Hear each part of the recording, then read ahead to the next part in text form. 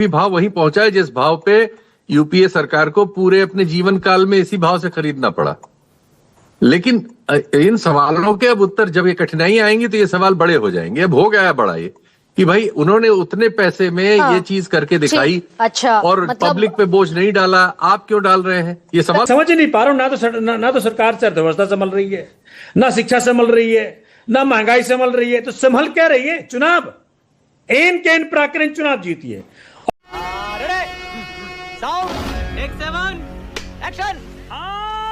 Oil marketing companies को sir भी कह रहे हैं प्रोफेसर संतोष कि नहीं कम करना चाहिए ऑयल मार्केटिंग कंपनीज को। क्यों शॉक एब्जॉर्बर की तरह आएंगी और क्यों नहीं आएंगी, मैं ये कह रही हूं। भाई रशिया से सस्ता तेल सरकार ने खरीदा, उसको रिफाइन किया, इन ऑयल मार्केटिंग कंपनीज ने सस्ता तेल खरीदा, विदेशों में बेचा, मुनाफा कमाया इन धन्ना सेठों ने। हमने तो वही 90 रुपए पर पेट्रोल खरीदा ना, आम आदमी ने। तो अब अगर ये 15-16 रुपए बढ़ाने का एक तुर्रा छोड़ा जा रहा है, कहिए इन सबों से कि ये प्राइस आम जनता पर क्यों डाले जाए? एक्चुअली यही टेस्ट है, क्योंकि हमने पिछले डिकेड में जो यूपीए का था उसमें एवरेज 105 से 108 डॉलर के बीच, अभी बताया उन्होंने, मेहरोत्रा साहब ने, इस भाव से हमने खरीदा पूरा। और जिस भाव से उस समय कंज्यूमर को मिला, यानी हमको आपको डीजल पेट्रोल, वो भी हमारे सामने है। You are right bro. अब अगर उस भाव पे इनके सामने पहुंच रहा है, इन्हें तो बहुत फायदा हुआ कि ये 60 से लेके 65 डॉलर के बीच में इनका एवरेज आ रहा है पिछले 12 साल का। और उस समय इन्होंने जो फायदा हुआ वो पब्लिक को तो दिया नहीं। जो फायदा हुआ या तो सरकारों ने अपने काम में लगाया, जो भी उसका खर्च किया जिस तरह से किया, या प्राइवेट एंटरप्रेन्योर्स को फायदा दिया उसका। तो अब जब समस्या आई है तो यही हमें देखने को, यही टेस्ट होगा इस सरकार का कि आपने अच्छे दौर में तो ठीक है, जब जो रिजल्ट आया वो पब्लिक को दिया नहीं। अब जब कठिनाई आई है तो आप ये भी जनता में ही डाल देना चाहते हैं। उस समय जो फायदा हुआ वो भी आपने जनता को नहीं दिया, और अब कठिनाई पूरी अब फिर उसी जनता पे डाल देना चाहते हैं। ये एक पॉलिटिकल सवाल है। चुनाव थे तो इन्होंने उसको डिले किया, लेकिन जहां जहां कर सकते थे वहां तो बढ़ाया ही। जो अभी बताया राजपूत साहब ने, 3-4 एरियाज में बढ़ाया जो सामने से न दिखाई दे, लेकिन दिया गया। जैसे ये छोटा वाला सिलेंडर है या इंडस्ट्रियल डीजल है, जनता माफ नहीं करेगी सर। अच्छा, इसमें ये बताइए ना सर, इसमें शीतल सिंह, ऑलरेडी डॉलर जो है हमारे पास कम है, इंपोर्ट बिल ऑलरेडी हमारा पेट्रोल डीजल के दाम बढ़ने से, क्रूड के दाम बढ़ने से इंपोर्ट बिल हमारा ऑलरेडी ज्यादा है, डॉलर हमें ऑलरेडी ज्यादा खर्च करने पड़ रहे हैं, और रुपया हमारा लगातार पतला हो रहा है। ऐसे में सरकार और कितना भाई वो बोझ लेगी? और अगर ये बोझ लेती दिखी तो फिर तो वही दिवाला निकलेगा जो टॉप बैंड पे मैं चला रही हूँ। नहीं, सरकार जो चुनाव की वजह से इसने डिले किया, अब वो तो बोझ क्या है, वो तो इकोनॉमिक्स है। अगर पैसा महंगा खरीद रहे हैं तो सस्ता कैसे बेच पाएंगे? ये तो सही है। लेकिन ये 2 महीने चुनाव की वजह से वो डिफर हुआ। अब कह रहे हैं एकदम खतरा आ गया है सिर पे, और खुद नहीं कह रहे हैं, एक इंडस्ट्रियलिस्ट से कहलवा दे रहे हैं कि साहब हमने नहीं कहा, अभी तो दुनिया कह रही है। तुम्हें शर्म है? कुछ शर्म आया है? तो वो बात है अब, लेकिन समस्या दूसरी है।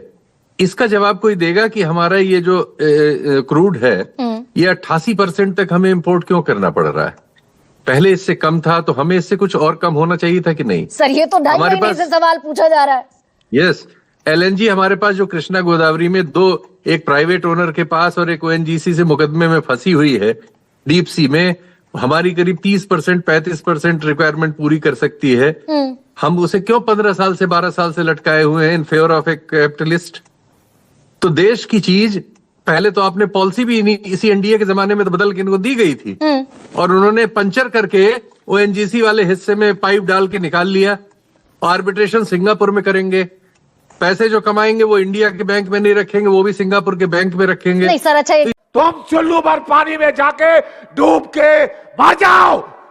बात बताइए ना, अगर हम पॉलिटिकली समझ लेना इस पूरी क्राइसिस को, भाई सरकार को चुनाव तो जीतने हैं 22 के बाद। अब बहुत सारे, अभी उत्तर प्रदेश में चुनाव है, उत्तराखंड में चुनाव है, कितने राज्यों में अभी अगले साल भी चुनाव है। तो अगर इस पूरे सिनेरियो को पॉलिटिकली हिसाब से समझ लें तो हम तो एक बैज ऑफ ऑनर की तरह पहन रहे थे ना, सरकार एक बैज ऑफ ऑनर की तरह पहन रही थी। हम 11वीं फ्रजाइल इकोनॉमी से हम चौथी सबसे बड़ी इकोनॉमी बन गए। लुढ़क कर अगर छठे पर आ गए तो ये सवाल फिर पॉलिटिकली भी डेंट करेगा ना।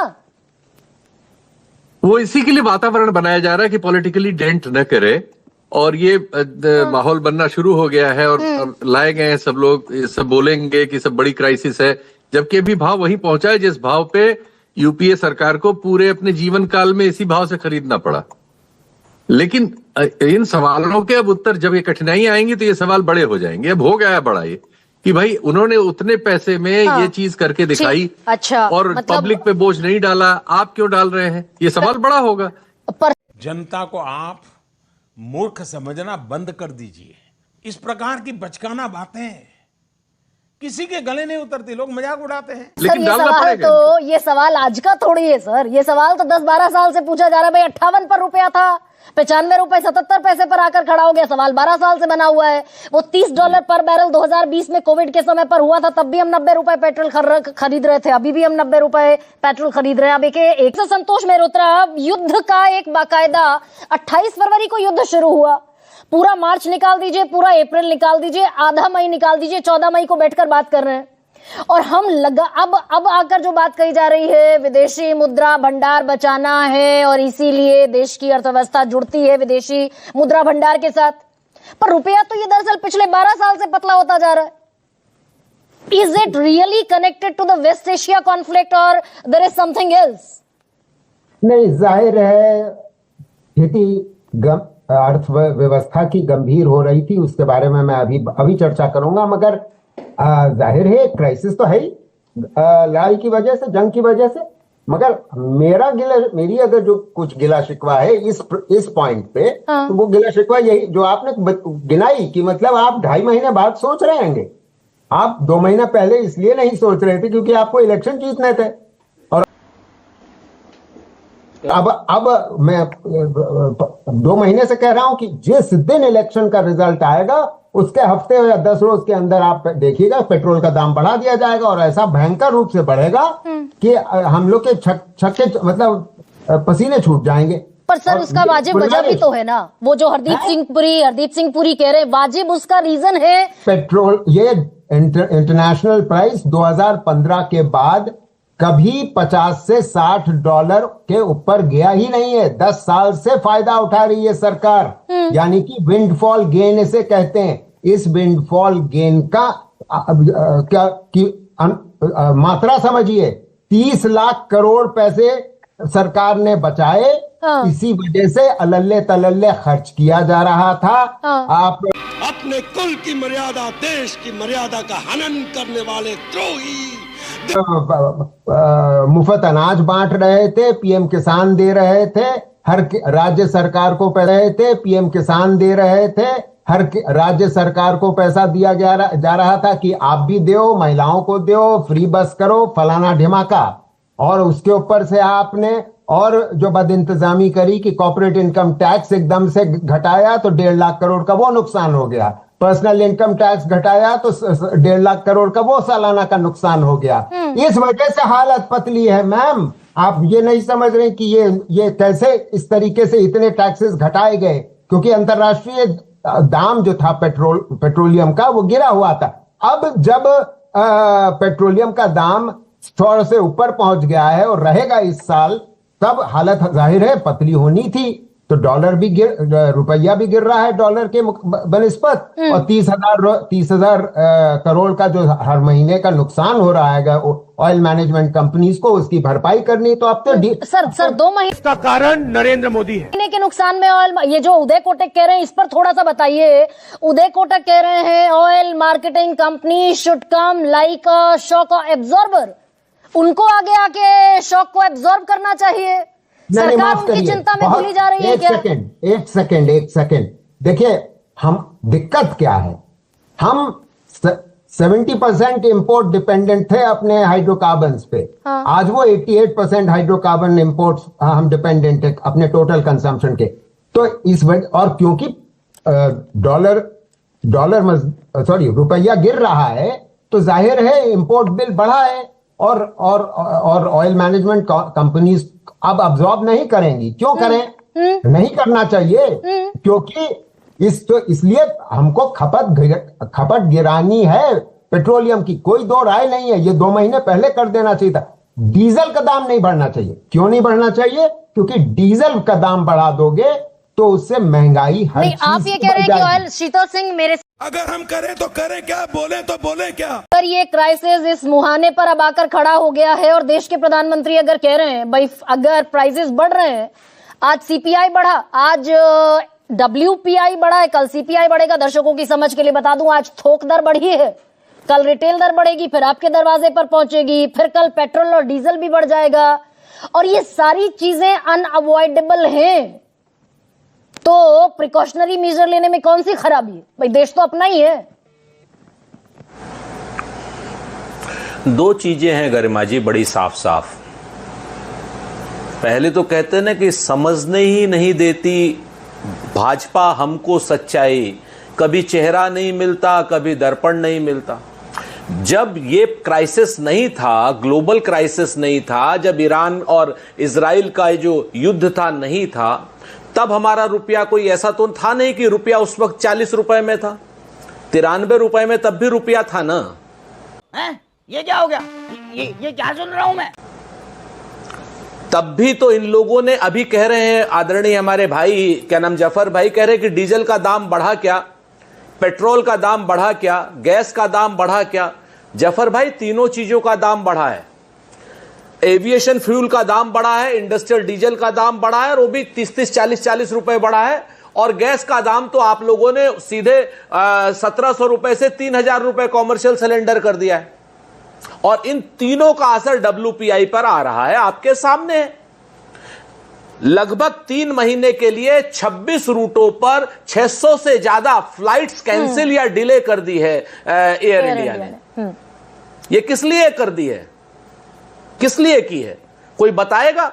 40% से ज्यादा दवाओं के दाम बढ़ चुके हैं ऑलरेडी, और ये वेस्ट एशिया की वजह से नहीं, इससे पहले से बढ़ रहे हैं। बस हवा निकल गई। 40% दवा के दाम बढ़े हुए हैं। आपने खाना महंगा कर दिया कॉमर्शियल सिलेंडर करके। हम लोग तो बहुत पढ़े लिखे लोग हैं नहीं, हम लोग तो राजनीतिक लोग हैं, आपकी तरीके से बैंक में तो गए नहीं है जफर भाई। हम लोगों को तो देसी भाषा में पता है कि जो चाय मैं शर्मा की दुकान पर 20 रुपए में पीता था, कई दुकानों पर वो चाय 25 रुपए की हो गई। जो समोसा हम लोग 15 रुपए का खाते थे 25 रुपए का हो गया। हाँ। क्यों? क्योंकि गैस के दाम बढ़ गए हैं।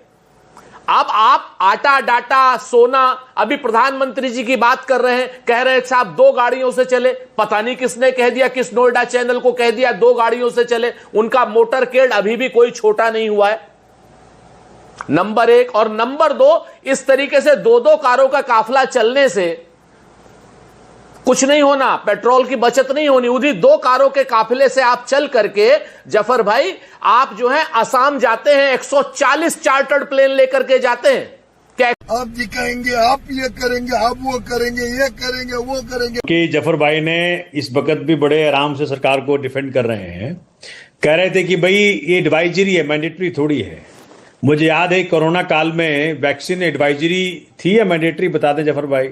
और बाद में सुप्रीम कोर्ट में कहा कि भाई ये तो एडवाइजरी था। तो सरकार कब एडवाइजरी को मैंडेटरी कर दे, मैंडेटरी को एडवाइजरी कर दे, कुछ पता नहीं है। दूसरा, जब आपने डॉलर का दाम रुपये से कंपेयर किया और कहा 2014 में ये था, तो तुरंत भाजपा कहां ले गई आपको? ले गई भाई ये तो $1 था 47 में। तो जब भाजपा 12 साल बाद भी 22 राज्यों में होने के बावजूद भी अपनी सारी गलतियों के पीछे, अपनी सारी नाकामियों के पीछे कुछ ना कुछ गिनवा देगी कांग्रेस का, तो फिर आप आए क्यों सत्ता में? आज इस प्रकार से आप देश में छाए हुए हैं, किस कारण छाए हुए हैं? नंबर 2।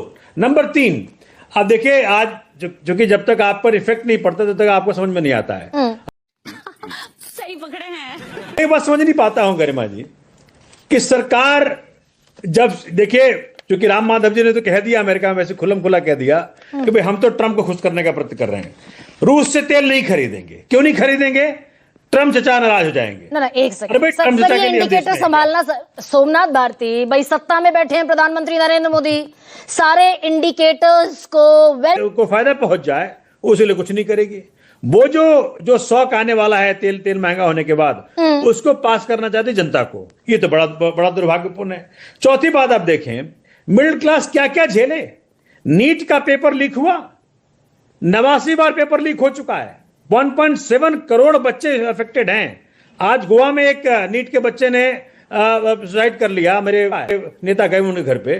तो मैं समझ नहीं पा रहा हूं, ना तो सरकार से अर्थव्यवस्था संभल रही है, ना शिक्षा संभल रही है, ना महंगाई संभल रही है, तो संभल क्या रही है? चुनाव एन के एन प्राकृतिक चुनाव जीती है, और चुनाव जीतने का कारण कभी काम हो ही नहीं रहा है।